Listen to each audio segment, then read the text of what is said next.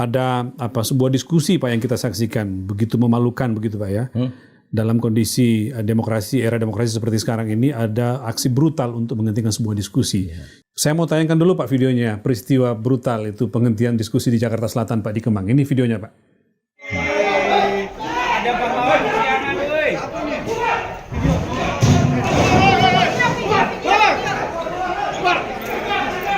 Keluar. Apa nih?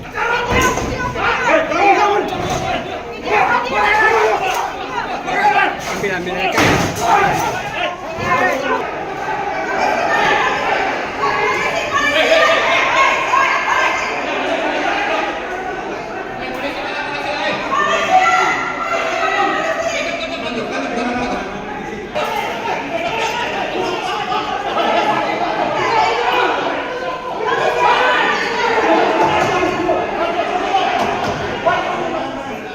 Apa pandangan Pak Mahfud tentang itu?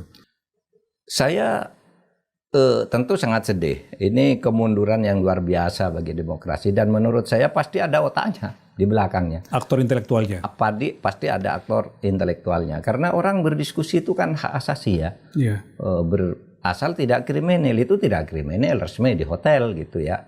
Lalu diserbu begitu. Tetapi saya bersyukurlah dan terima kasih juga ke Polri yang pada hari kedua ini sudah menjadikan 2 orang sebagai tersangka. Katanya sudah ada yang ditangkap ya? Ya. Tersangka. Saya kan kemarin langsung mengatakan itu gampang nemukannya kok.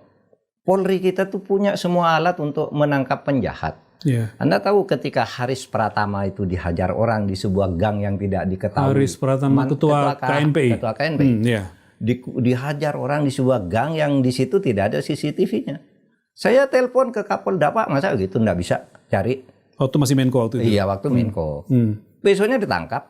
Sama yang terakhir itu, ketika rame-rame menjelang musim kampanye, ada saya pakai baju oranye ditangkap KPK. Iya kan? Video beredarnya. Video beredar. Ya. Mahfud MD ditangkap oleh KPK, uang 400 miliar di rumahnya di situ. Lalu banyak mengkonfirmasi ke Bapak waktu itu banyak mengkonfirmasi, bahkan ada yang ngeje. Ini orang yang sok suci. Gitu. Saya lapor ke polisi, ke Pak Karyoto pada waktu, Pak, itu ada begini masa nggak bisa ditangkap. Saya tahu polisi punya alat. 2 hari kemudian orangnya datang, namanya Anwar yang membuat itu. Orang Makassar, nangis di kantor polisi, minta maaf Pak Mahfud, minta maaf gitu kan. Polisi bisa. Lalu maafkan suruh pulang lebaran gitu ya. Saya bilang sudah pulang nih, mau lebaran saya bilang. Pokoknya Anda jangan lakukan itu lagi. Yang penting disiarkan ke masyarakat bahwa Anda berbuat hoax. Ya Pak Mahfud minta maaf gitu. Namanya Anwar, orang Makassar gitu. Dia mengakunya saya dikirimi orang lalu dia share kemana-mana gitu. Nah itu, bukan hanya itu, bahkan yang kasus itu masuk juga di grup-grup besar kami. Wah, ini tokoh kita ditangkap KPK. Kalau dipercaya oleh salah satu. Iya, ngomongnya besar, kata ternyata ditangkap. Saya ketawa aja. Orangnya yang ditangkap kemudian namanya Anwar. Saya kira masih. Artinya balik ke kasus tadi, polisi bisa secepat itu polisi dengan bisa dalam alat dan kasus teknologi apapun. yang dia melakukan. Kalau polisi tidak bisa nangkap, berarti polisi sengaja tidak mau nangkap. Kalau kasus-kasus kayak gitu. Karena di dalam banyak kasus lain. Saya tahu hebat-hebat alatnya polisi itu, KPK.